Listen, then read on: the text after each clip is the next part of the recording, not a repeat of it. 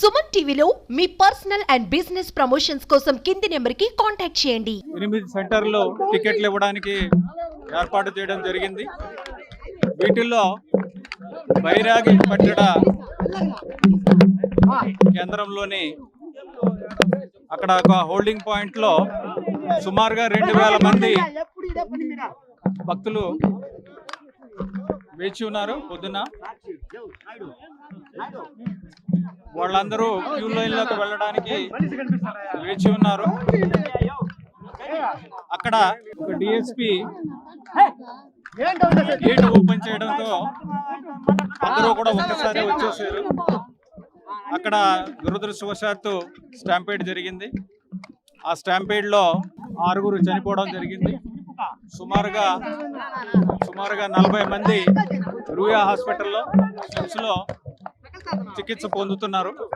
6 రుయా హాస్పిటల్లో చనిపోయారు. 6 చనిపోయిన వాళ్ళు 5 మహిళలు, ఒక మేల్. చనిపోయిన వాళ్ళందరూ కూడా అబౌవ్ 40 ఇయర్స్ వాళ్ళు ఉన్నారు. ఇద్దరిని గుర్తించడం జరిగింది. ఒకళ్ళు ఫ్రమ్ తమిళనాడు సేలం నుంచి వచ్చున్నారు, ఇంకొకళ్ళు ఫ్రమ్ నర్సీపట్నం నుంచి వచ్చున్నారు. ఇంకో 4 ఐడెంటిటీ ఎస్టాబ్లిష్ చేస్తున్నాం. మరో 1-2 అవర్స్ ఎస్టాబ్లిష్ చేస్తాం. మిగతా 34 మందిలో కూడా 10 మంది స్విమ్స్ హాస్పిటల్లో ఉన్నారు, అడ్మిట్ అయి ఉన్నారు. వాళ్ళందరూ స్టేబుల్ గా ఉన్నారు.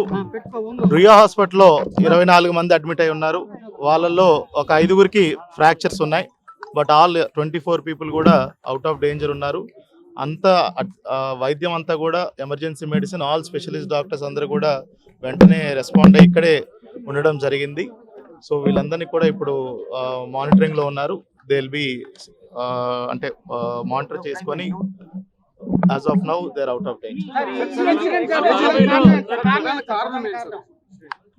అనలైజ్ చేస్తున్నామండి, వీళ్ళ అప్డేట్ చేస్తాం. ఎన్ని చోట్ల జరిగింది సార్ సంఘటన? ఒకే చోట అండి, బైరాగి పట్టణ MGM స్కూల్ దగ్గర జరిగింది. అది ఈవో గారు చెప్పినట్టు సడన్ గా గేట్ ఓపెన్ చేసినప్పుడు, పోలీస్ ఆఫీసర్ గేట్ ఓపెన్ చేసినప్పుడు ఒకళ్ళు బాలేనప్పుడు గేట్ ఓపెన్ చేశారు. అప్పుడు జనాలు లోపలికి రావడంతో తొక్కిస్తాటు వాతావరణం జరిగి కొంతమంది పడిపోవడం జరిగింది. వాళ్ళ మీద మిగతా వాళ్ళు తొక్కిస్తాట జరిగి 40 మందిలో 24 మంది ఇక్కడ ఉన్నారు, 10 మంది స్విమ్స్ లో ఉన్నారు. అక్కడ వాళ్ళు కూడా స్టేబుల్ గా ఉన్నారు.